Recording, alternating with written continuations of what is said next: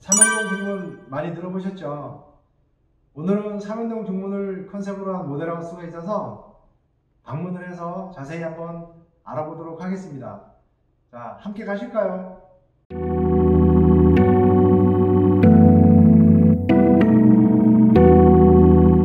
자, 구경하는 집에 막 도착을 했습니다. 자, 구경하는 집 아세요?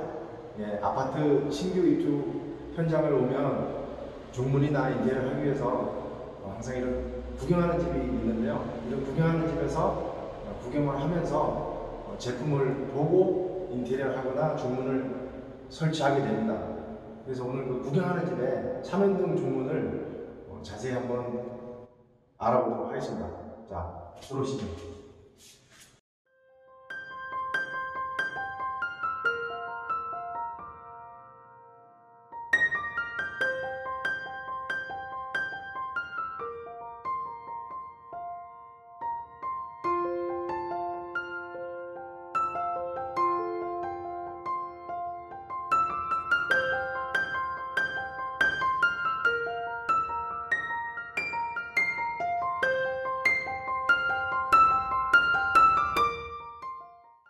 형태에 따라서 문 종류는 여러 가지 형태로 나눠지는데요. 지금 이런 구조에는 왼쪽에 신발장이 있고 오른쪽에도 이렇게 신발장이 있어요. 그래서 이런 구조에는 다른 문을 좀 설치하기가 어려운 부분이 있어요. 예를 들어 스윙도어 같은 경우는 문이 접히면서 열리기 때문에 이런 신발장이 있으면 문이 이렇게 접히지가 않겠지, 그죠? 그리고 손잡이가 이쪽에 달아도 일로 접기가 굉장히 어려운 상황이에요.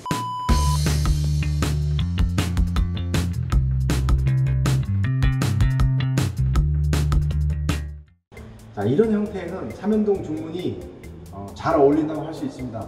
자, 삼연동 중문을 열었을 때 한쪽 폭이 항상 문이 가려져야 되기 때문에 이런 신발장이 있는 경우에 한쪽 벽을 어차피 못 쓰기 때문에 나름 포켓이나 이런 걸 하면 좀 막히는 경우도 있고, 자, 삼연동 중문을 했을 때 두 짝이 이렇게 열려서 개폐 공간이 넓기 때문에 사용하기도 굉장히 좋고요.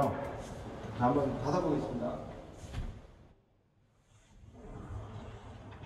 삼연동 중문은 이렇게 그 활용도가 굉장히 다양한데요.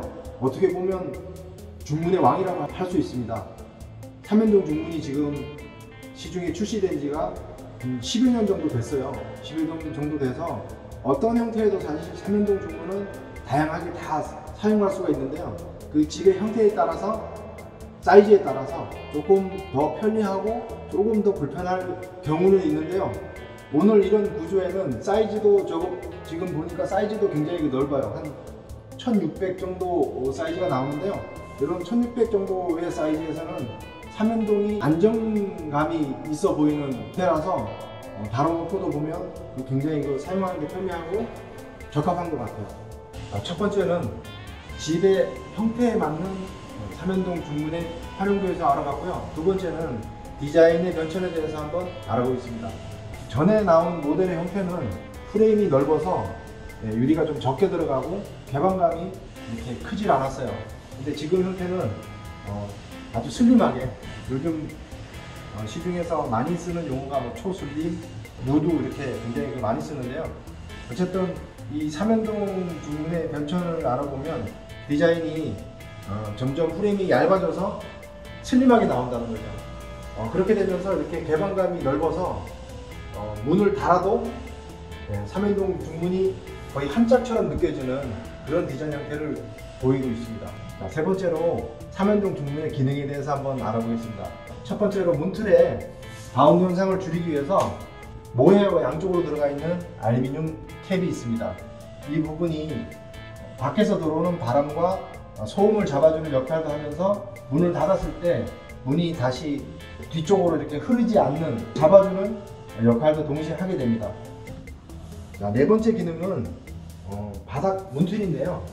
이 바닥 문틀은 여러 가지 보면 형태가 시중에 나와 있어요. 알루미늄으로 해서 일체형으로 만들어진 제품도 있고, 이렇게 MDF로 해서 위로 돌출을 해서 바닥에다 알루미늄 네일을 이렇게 세 줄을 심었어요. 심어서 문이 동작을 하게 되는 그런 바닥 틀의 원리인데요. 이 MDF를 사용하는 원리는 일반 알루미늄이나 일체형을 사용하게 되면 그 알루미늄이 울리는 소리가 좀 나게 됩니다.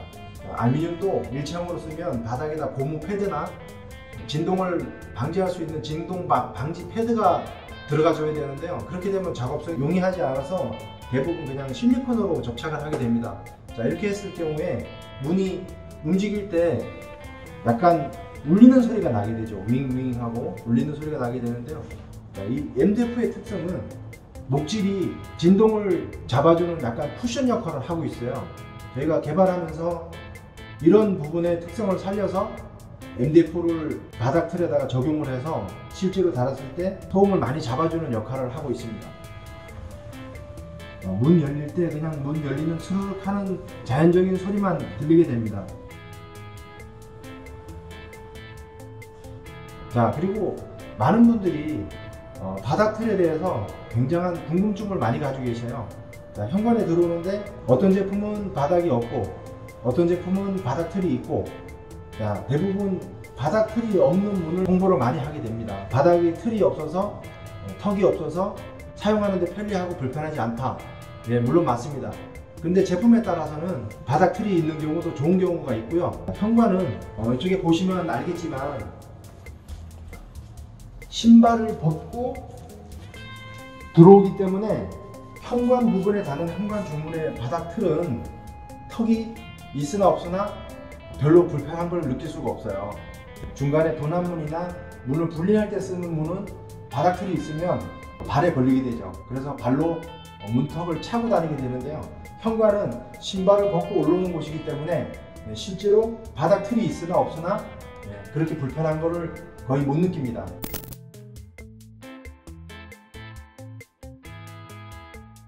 그리고 바닥 틀이 있을 경우에 밖에서 들어오는 미세먼지가 바닥으로 바로 못 들어오고 바닥에 걸려서 실제로 미세먼지 차단이나 이물질 차단하는 데는 바닥 틀이 없는 것보다 훨씬 더 효과적이라는 것을 사용해 보신 분들은 아마 잘 알고 계실 겁니다.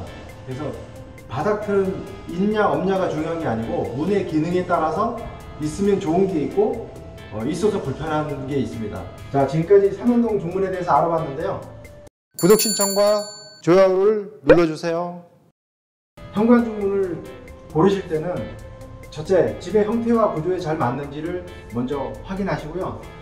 두 번째로 집에 어린 자녀분들이 있다면 어린 자녀분들이 사용하기에 불편한 문인지 편리한 문인지 안정성도 잘 한번 검토해 보시는 게 좋을 것 같습니다.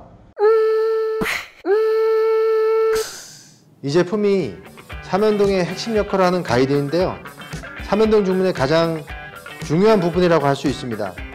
삼연동 중문은 문 세 짝이 이렇게 잘 연동이 되게 하면 되는데요. 바로 가이드 속에 진짜 비밀이 있습니다. 바로 이 부분인데요. 이 벨트를 와이어로 사용하느냐 우레탄 타이밍 벨트로 사용하느냐에 따라 문 수명이 약 2배 정도 차이가 납니다. 예를 들어 와이어가 평균 수명이 약 4년 정도 된다면 우레탄 타이밍 벨트는 수명이 그 2배인 약 8년 정도 되는데요. 가이드의 기술적인 노하우와 그 원리는 다음 준비 중인 영상 가이드가 생명이다 에서 자세히 다루도록 하겠습니다.